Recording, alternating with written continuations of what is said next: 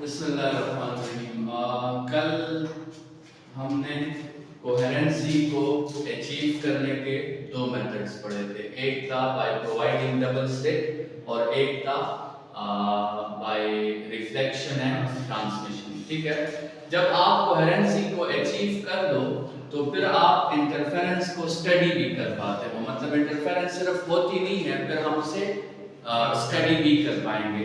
तो अगर हम इंटरफेरेंस को स्टडी कर पाएंगे तो या तो उसकी टाइप होगी कंस्ट्रक्टिव,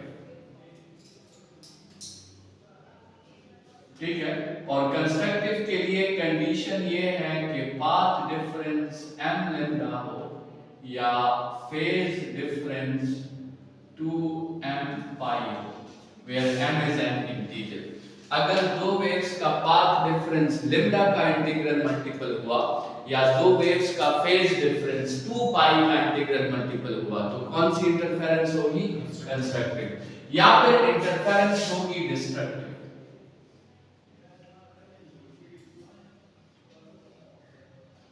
और डिस्ट्रक्टिव के लिए कंडीशन है path difference is 2m - 1 lambda by 2 या फेज डिफरेंस इज 2m - 1 पाई।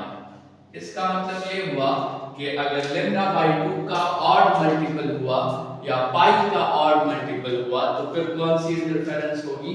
फिर डिस्ट्रक्टिव इंटरफेरेंस होगी। और तीसरी जो इंटरफेरेंस हो सकती है उसको हम कहते हैं जनरल इंटरफेरेंस। जनरल इंटरफेरेंस में इन दोनों कंडीशंस को अगर दो वेव सेटिस्फाई ना करे तो फिर कौन सी इंटरफेरेंस होगी? फिर जनरल। मतलब अगर आपसे पूछा जाए कि 11 लैम्डा पे कौन सी इंटरफेरेंस होगी? 11 लैम्डा पे अगर पाथ डिफरेंस 11 लैम्डा हो तो कंस्ट्रक्टिव इंटरफेरेंस होगी, आपको ब्राइट दिखाई देगा। और 11 लैम्डा बाय 2 पे कौन सी इंटरफेरेंस होगी? 11 लैम्डा बाय 2, ये लैम्डा बाय 2 का ऑड मल्टीपल है, तो लैम्डा बाय 2 के ऑड मल्टीपल पे डिस्ट्रक्टिव इंटरफेरेंस होती है, आपको डार्क दिखाई देगा। मतलब आप इस तरह समझ लें कि लैम्डा का इंटीग्रल मल्टीपल कंस्ट्रक्टिव, लैम्डा का 0.5 मल्टीपल डिस्ट्रक्टिव। मतलब 11.5 पे कौन सी इंटरफेरेंस होगी? वो डिस्ट्रक्टिव होगी। ठीक है, 13 लैम्डा पे कौन सी होगी? कंस्ट्रक्टिव होगी। 13.5 लैम्डा पे कौन सी होगी? डिस्ट्रक्टिव। लेकिन 13.2 लैम्डा पे कौन सी होगी? वो फिर आपके साथ जनरल इंटरफेरेंस होगी। वो ना 100% कंस्ट्रक्टिव होगी ना 100% डिस्ट्रक्टिव होगी। ठीक है, तो यंग्स ने जो है वो कोहेरेंसी अचीव कर ली, इसलिए यंग्स के एक्सपेरिमेंट में हमें इंटरफेरेंस दिखाई दी और हमें स्क्रीन पर इंटरफेरेंस के फ्रिंजेस नजर आए। तो यंग्स के एक्सपेरिमेंट में हुआ क्या था, उसने एक ही सोर्स के सामने दो ओपनिंग्स प्रोड्यूस कर दी। इन दो ओपनिंग्स का दरमियान में फासला स्मॉल डी था और फिर उसने स्क्रीन रखी और स्लिट और स्क्रीन का फासला कैपिटल डी था। और ये एक्सपेरिमेंट परफॉर्म करते वक्त डी जो था ये मिलीमीटर्स में था और ये कैपिटल डी जो था ये मीटर्स में था। मतलब स्मॉल डी जो था वो बहुत ज्यादा स्मॉल था, किससे? कैपिटल डी से। ये दो ओपनिंग्स एक दूसरे को बहुत करीब थे और स्क्रीन का फासला स्लिट से बहुत दूर था। ठीक है, तो अच्छा यहां पर क्या हुआ? यहां पर ये हुआ कि एक सोर्स लॉजिकली कन्वर्ट हो गया किसमें? दो सोर्सेज में। और वो दो सोर्सेज उन्होंने क्या किया? उन्होंने स्क्रीन के हर पॉइंट पर एक रे भेजी। मतलब आप स्क्रीन का हर पॉइंट देखें तो एक रे S1 से आएगी, दूसरी रे S2 से आएगी। स्क्रीन का ये पॉइंट देख ले तो एक रे S1 से जाएगी, दूसरी रे S2 से जाएगी। तो स्क्रीन के हर पॉइंट पे दो रेस की मर्जिंग हुई और ये दो ऐसी रेस थी जो कोहेरेंट थी। तो इन्होंने इंटरफेरेंस किया या कंस्ट्रक्टिव या डिस्ट्रक्टिव या फिर जनरल, और वो इंटरफेरेंस ऑब्जर्वेबल था, ठीक है, क्योंकि ये दो वेव्स आपस में हमेशा कोहेरेंट थी। तो आपके साथ अब अगर स्क्रीन पे लेट्स सपोज पॉइंट पी पे अगर आपको ब्राइट स्पॉट मिल रहा है, तो इसका मतलब क्या है कि पॉइंट पी पे कौन सी इंटरफेरेंस हुई है, कंस्ट्रक्टिव। अगर आपको डार्क स्पॉट मिल रहा है, तो इसका मतलब पॉइंट पी पे कौन सी इंटरफेरेंस हुई है, डिस्ट्रक्टिव, ठीक है। तो और कंडीशंस का तो हमें पता है कि कंस्ट्रक्टिव कब होती है और डिस्ट्रक्टिव कब होती है। तो इसके बाद आपके साथ इस यंग्स डबल स्लिट एक्सपेरिमेंट के पाथ डिफरेंस के दो फार्मूलाज हैं। पाथ डिफरेंस के आपके साथ दो फार्मूलाज हैं। एक पाथ डिफरेंस का फार्मूला है h small d by capital D, ठीक है, जिसमें h किसको रिप्रेजेंट करता है, h रिप्रेजेंट करता है height of the fringe, height of fringe को, और स्मॉल d और कैपिटल D तो आपको ये नजर आ रहे हैं, ठीक है। अच्छा, ये पाथ डिफरेंस अगर किसकी इक्वल हुआ, m लैम्डा के, तो आपको उस पॉइंट पे क्या नजर आएगा, ब्राइट। और अगर यही path difference 2m-1 lambda by 2 की इक्वल हुआ, तो फिर आपको क्या नजर आएगा, डार्क, ठीक है। तो ये पाथ डिफरेंस का एक फार्मूला है। पाथ डिफरेंस का दूसरा फार्मूला है d sin थीटा, ठीक है, और इसमें थीटा जो है ये एंगल ऑफ द फ्रिंज है। थीटा क्या है, angle of fringe. In formulas को डिराइव करना जरूरी नहीं है, बस आपने ये याद रखने हैं। पाथ डिफरेंस का एक formula h small d by capital D है, और पाथ डिफरेंस का दूसरा फार्मूला d sin थीटा है। अब अगर ये d sin थीटा किसके इक्वल हुआ, m लैम्डा के, तो कंस्ट्रक्टिव इंटरफेरेंस होगी, और ये d sin थीटा अगर 2m-1 लैम्डा बाय 2 की इक्वल हुआ तो डिस्ट्रक्टिव इंटरफेरेंस होगी। मतलब आपके साथ चार फार्मूलाज आ गए, आपके साथ जो है वो चार फार्मूलाज आ गए। एक फार्मूला है h small d by capital D is equal to m lambda, एक फार्मूला है h small d by capital D is 2m-1 lambda by 2, एक फार्मूला है d sin theta is equal to m lambda, और एक formula है d sin theta is equal to 2m-1 lambda by 2। इन formulas की जो importance है इन चार फार्मूलाज की, इसकी इंपॉर्टेंस ये है कि हम इससे किसी भी फ्रिंज की हाइट मालूम कर सकते हैं और किसी भी फ्रिंज का एंगल मालूम कर सकते हैं।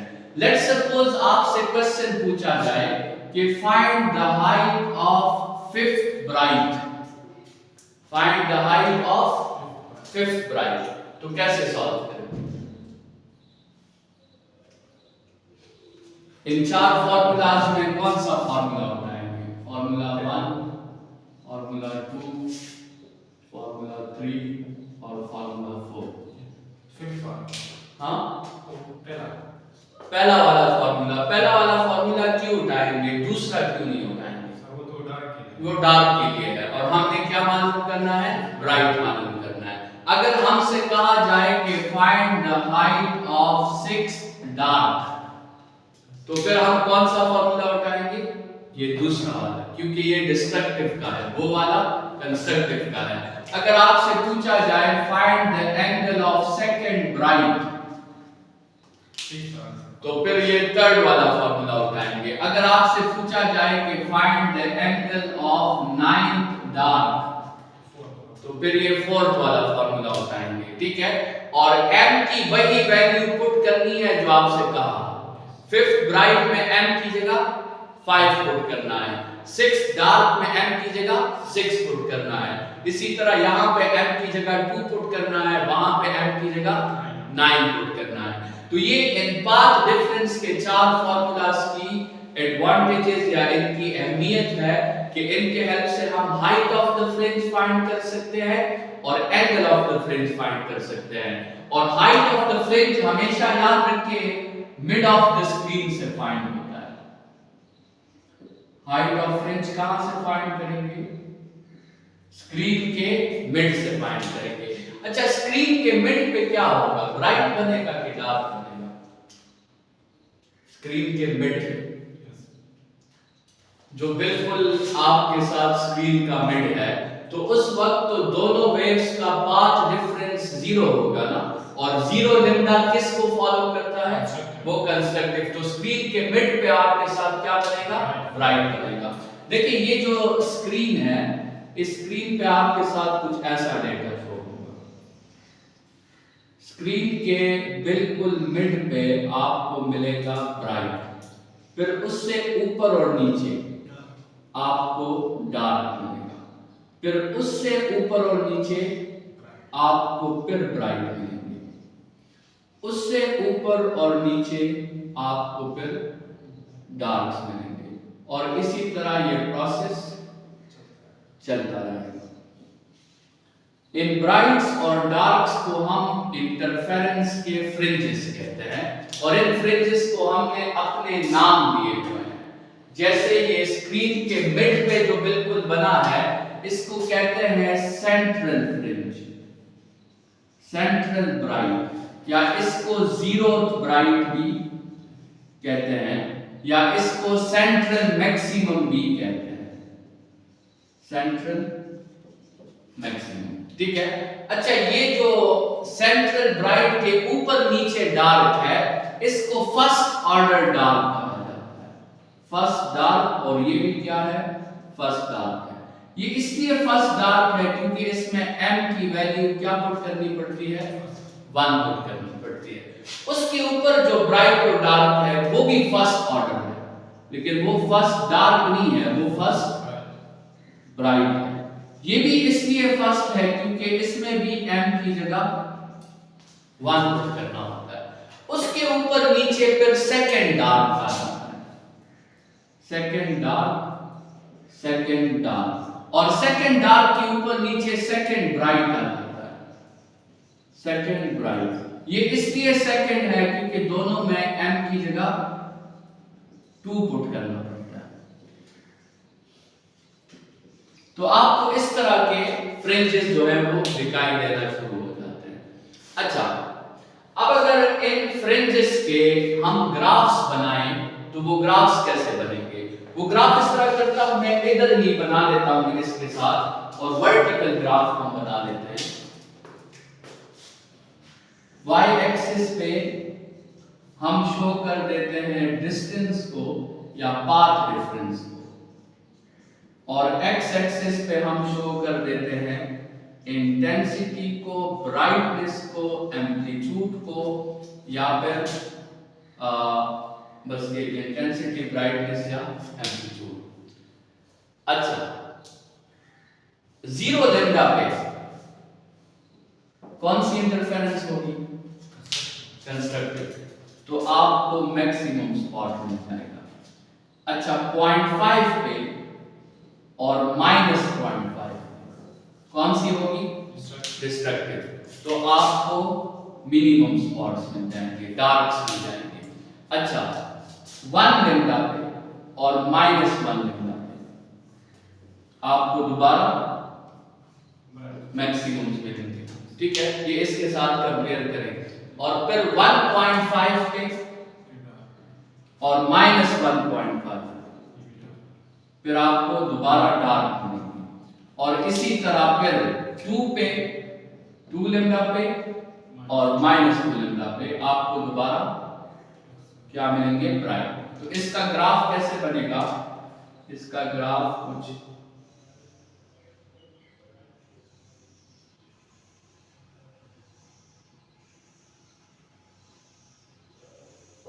ऐसा बनेगा। ठीक है, ये वाला सेंट्रल ब्राइट है, ये वाला फर्स्ट ब्राइट है, ये वाला सेकंड ब्राइट है। ये सिर्फ ये फर्स्ट ब्राइट नहीं है, ये वाला भी फर्स्ट ब्राइट है, क्योंकि ये 1 लैम्डा पे फर्स्ट ब्राइट, -1 लैम्डा पे भी फर्स्ट ब्राइट, 2 लैम्डा पे सेकंड ब्राइट, -2 लैम्डा पर भी सेकंड ब्राइट। अच्छा, ये जो हिस्सा है ये फिर डार्क है, ये फर्स्ट डार्क है, ये वाला ये भी फर्स्ट डार्क है। क्योंकि ये भी 0.5 लैम्डा और -0.5 लैम्डा, उन दोनों को हम फर्स्ट डार्क कहते हैं। 1.5 और -1.5 पे सेकेंड डार्क है। अच्छा, इसमें दो डार्क्स के दरमियान इंटरवल को हम कहते हैं ब्राइट फ्रिंज विड्थ, ठीक है, और दो ब्राइट्स के दरमियान इंटरवल को हम कहते हैं डार्क फ्रिंज विड्थ। और इंटरफेरेंस में ब्राइट फ्रिंज विड्थ और डार्क फ्रिंज विड्थ दोनों क्या होते हैं? सेम होते हैं, ठीक है। तो ये बात भी याद रखें इंटरफेरेंस में कि ब्राइट फ्रिंज विड्थ हमेशा इक्वल होता है डार्क फ्रिंज विड्थ के, और दोनों का जो फार्मूला होता है, दोनों का फार्मूला मैं आपको बताता हूं कि वो क्या होता है। वो होता है lambda capital D by small d। Bright fringe width और डार्क फ्रिंज विड्थ का फार्मूला क्या होता है? Lambda capital D by small d, ठीक है।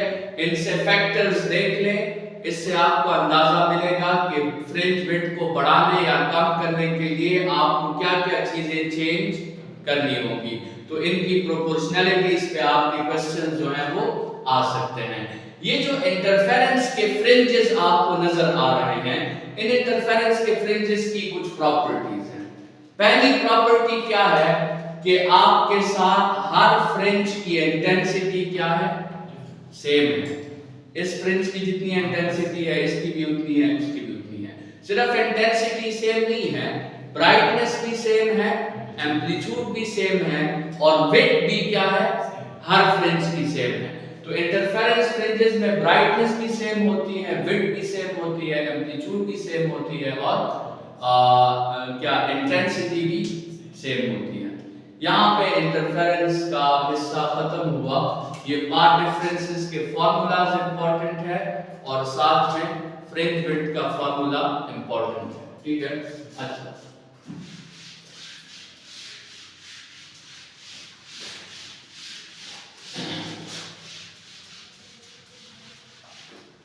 इसके बाद जो है आपके साथ एक टॉपिक है जिसको कहा जाता है thin film interference.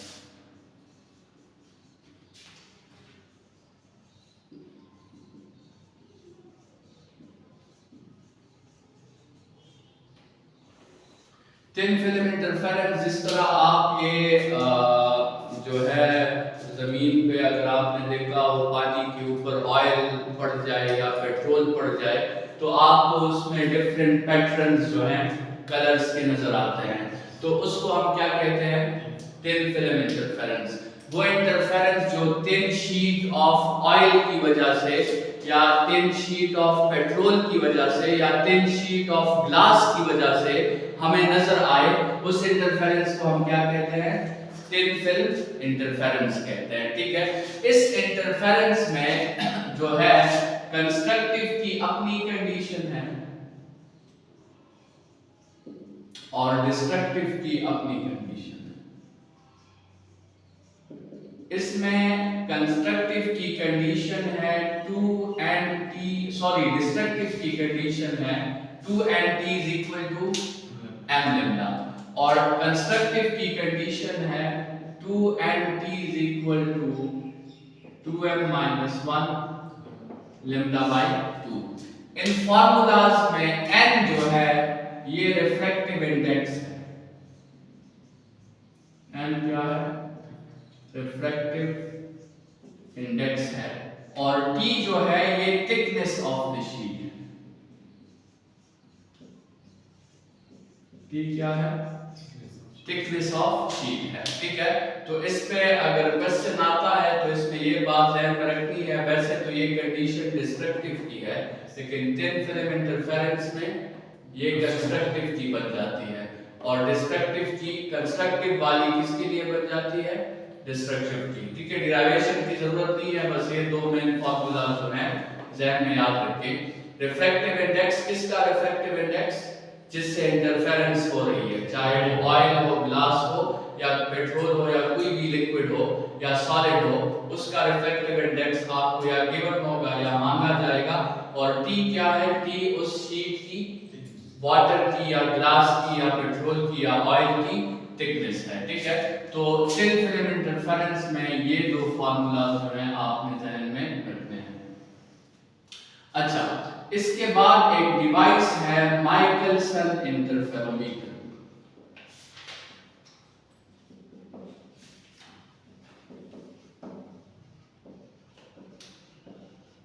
Michelson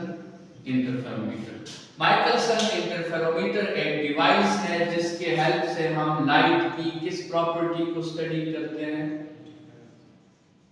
interference को, ठीक है। और इस डिवाइस के हेल्प से हमारा मकसद जो होता है वो फाइंड करना होता है क्या, अननोन वेवलेंथ को। हम इस डिवाइस के हेल्प से किसी भी अननोन वेवलेंथ को फाइंड कर सकते हैं, ठीक है। तो इस डिवाइस में जो वर्किंग प्रिंसिपल है इस डिवाइस का, मतलब इसमें भी अगर इंटरफेरेंस को स्टडी किया जा रहा है तो इसमें भी कोहेरेंसी को अचीव किया होगा। तो इसमें कौन सा मेथड इन्वॉल्व है इस डिवाइस में, इसमें डिवीजन बाय एम्पलीट्यूड का मेथड इन्वॉल्व है, जिसको हम ट्रांसमिशन रिफ्लेक्शन मेथड कहते हैं। तो इसमें होता यह है कि इसमें एक रे के सामने हमने एक ग्लास रखी होती है। उस ग्लास से जब ये रे गुजरती है तो आधा हिस्सा इसका रिफ्लेक्ट हो जाता है और आधा हिस्सा ट्रांसमिट हो जाता है। फिर इसके सामने हमने दो मिरर्स रखे होते हैं। हमने क्या रखे होते हैं, दो मिरर्स, M1 और M2। ये रिफ्लेक्टेड रे और ट्रांसमिटेड रे, रिफ्लेक्टेड रे और ट्रांसमिटेड रे, ये टकराकर बाउंस बैक होते हैं और बाउंस बैक होकर यहां पर फिर क्या करते हैं, इंटरफेरेंस करते हैं। और इस साइड से हम इंटरफेरेंस को क्या कर रहे होते हैं, स्टडी कर रहे होते हैं, ठीक है। तो ये इसकी वर्किंग है इस पूरे सेटअप की। एक लाइट रे को हम एक partially transmitting partially reflecting mirror के हेल्प से दो हिस्सों में कन्वर्ट करेंगे और उन दो हिस्सों को वापस बाउंस बैक करेंगे ताकि वो किसी पॉइंट पे आके सुपर इम्पोज कर सके और वो दो वेव्स कोहेरेंट होंगी तो उनकी सुपरपोजिशन हमें ऑब्जर्वेबल होगी, वो हम स्टडी कर पाएंगे। अच्छा, इसमें एक बात देखें, इसमें अगर आप इस रिफ्लेक्टेड रे को देखें तो यहां तक तो ये रे सेम थी ना, यहां तक तो सेम थी, ठीक है। इसके बाद क्या हुआ, रिफ्लेक्टेड रे एक दफा गुजरी ग्लास से और वापस आते हुए दोबारा ग्लास से गुजरी। तो रिफ्लेक्टेड रे एयर से भी गुजरी है लेकिन ग्लास से भी गुजरी है, जबकि ट्रांसमिटेड रे सिर्फ किससे गुजरी है, सिर्फ एयर से गुजरी है। ये इसमें डायरेक्टली पाथ डिफरेंस मालूम करना जो है वो बायस एक्सपेरिमेंट होगा, क्योंकि एक वेव एयर में भी गुजरी है, ग्लास में भी गुजरी है, दूसरी वेव सिर्फ एयर में गुजरी है। तो इनका हम कहते हैं कि इनका ऑप्टिकल पाथ सेम नहीं है। तो इसको सेव करने के लिए हमने यहाँ पे दूसरा ग्लास भी लगाया होता है, लेकिन वो ग्लास ट्रांसपेरेंट होता है, वो 100% रिफ्लेक्शन कराता है। वो इसलिए लगाया होता है क्योंकि रिफ्लेक्टेड रे दो दफा ग्लास से गुजरी है, तो ट्रांसमिटेड रे को भी दो दफा ग्लास से गुजरना होगा ताकि इन दोनों का ऑप्टिकल पाथ क्या हो जाए, वो सेम हो जाए। तो इसको कंपेंसेटिंग मिरर कहते हैं। इसको क्या कहते हैं, कंपेंसेटिंग मिरर। ये इसलिए किया जाता है ताकि दोनों में पाथ डिफरेंस निकालते वक्त एक्सपेरिमेंट लॉजिकल हो और उसमें बायसनेस ना हो, ठीक है, और उनका ऑप्टिकल पाथ क्या हो, सेम हो, ठीक है। अच्छा, अब इसमें होता यह है कि इनिशियली इस मिरर 1 और मिरर 2 का डिस्टेंस जो होता है इस मिरर से वो सेम होता है। तो जब डिस्टेंस सेम होगा तो आपको इस स्पॉट पे क्या नजर आएगा, ब्राइट नजर आएगा, क्योंकि डिस्टेंस सेम है तो पाथ डिफरेंस 0 होगा। तो जब पाथ डिफरेंस 0 होगा तो 0 लैम्डा होगा, तो आपको स्पॉट पे क्या नजर आएगा, ब्राइट। लेकिन इन दोनों मिरर्स में एक मिरर को हम पीछे की तरफ मूव कर सकते हैं। इन दोनों मिरर्स में एक मिरर फिक्स होता है और दूसरा मिरर मूवेबल होता है। अगर मुझे यहाँ ब्राइट की जगह डार्क जो है अपीयर कराना है तो मुझे इस मिरर को कितना पीछे करना होगा? लेम्डा। अगर मैं इसको लेम्डा पीछे कर दूं तो आप कंसीडर करेंगे हाँ अच्छा वेव सिर्फ जाएगी नहीं वापस भी आएगी। फिलहाल पाथ डिफरेंस कितना है? 0 लेम्डा है। डार्क कब बनेगा? जब पाथ डिफरेंस कितना हो जाएगा? 0.5 लेम्डा। अब 0.5 लेम्डा का पाथ डिफरेंस प्रोड्यूस करने के लिए मुझे ये m2 कितना पीछे करना होगा? अगर मैं इसको लेम्डा बाय 2 पीछे कर दूं, कितना पीछे कर दूं? लेम्डा बाय 2, तो लेम्डा बाय 2 वेव जाएगी, लेम्डा बाय 2 वेव, तो उसमें तो पाथ डिफरेंस लेम्डा का हुआ, लेम्डा बाय 2 का पाथ डिफरेंस तो नहीं हुआ। तो मुझे मिरर को कितना पीछे करना होगा?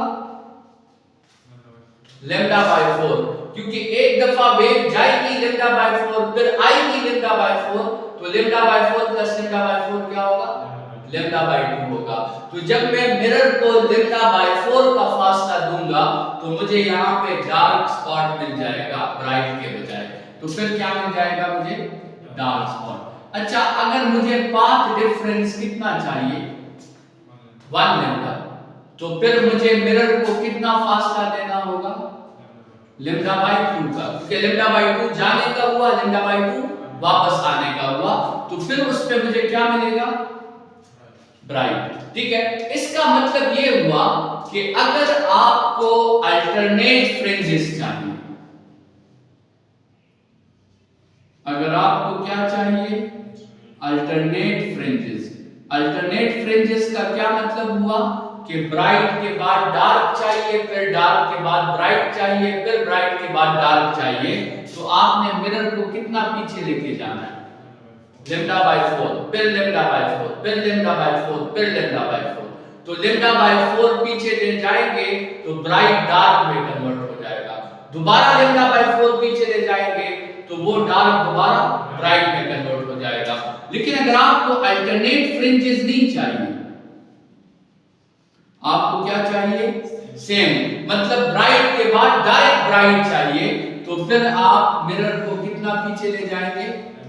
क्योंकि लेम्डा बाय 2 जाने का, लेम्डा बाय 2 वापस आने का, तो पूरा पाथ डिफरेंस क्या हो जाएगा? लेम्डा। और लेम्डा के इंटीग्रल्स मल्टीपल से आपको फिर सेम फ्रिंजेस मिलेंगे, आपको अल्टरनेट फ्रिंजेस नहीं मिलेंगे।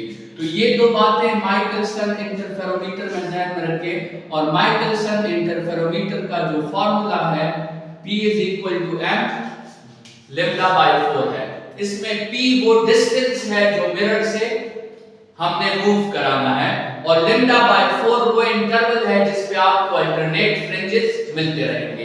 ये फार्मूला अल्टरनेट फ्रिंजेस के लिए यूज करना है, और ये फार्मूला आपने सेम फ्रिंजेस के लिए यूज करना है। अगर लेम्डा बाय 4 है तो वो अल्टरनेट फ्रिंजेस के लिए है, लेम्डा बाय 2 है तो वो सेम फ्रिंजेस के लिए है। ठीक है, ये आपके साथ माइकलसन इंटरफेरोमीटर का डिवाइस है। माइकलसन इंटरफेरोमीटर में आपको जो फ्रिंजेस की अल्टरनेशन मिलती है वो लेम्डा बाय 4 से मिलती है। वैसे होना चाहिए कि लेम्डा बाय 2 से मिले, लेकिन इस डिवाइस में वो अल्टरनेशन कहां से मिलती है? लेम्डा बाय 4 से। उसका रीजन ये है कि वेव को जाना भी पड़ता है और फिर वापस आना भी पड़ता है, तो लेम्डा बाय 4 का इंटरवल हमारे लिए लेम्डा बाय 4 है, वेव के लिए वो इंटरवल लेम्डा बाय 4 का नहीं है, वेव के लिए वो इंटरवल लेम्डा बाय 2 का है, क्योंकि उसने जाना भी है और वापस भी आना है। हम अगर लेम्डा का पाथ डिफरेंस देंगे तो वेव के लिए वो कितना हो जाएगा? 2 लेम्डा का हो जाएगा। हम अगर 5 लेम्डा का मिरर को मूव कराएंगे तो वेव को कितना पाथ कवर करना होगा? वेव को 10 लेम्डा पाथ कवर करना होगा। तो हम जितना पाथ देंगे वेव को उसका डबल कवर करना है, क्योंकि वेव ने जाना भी है और फिर वापस भी आना है। बस काफी है।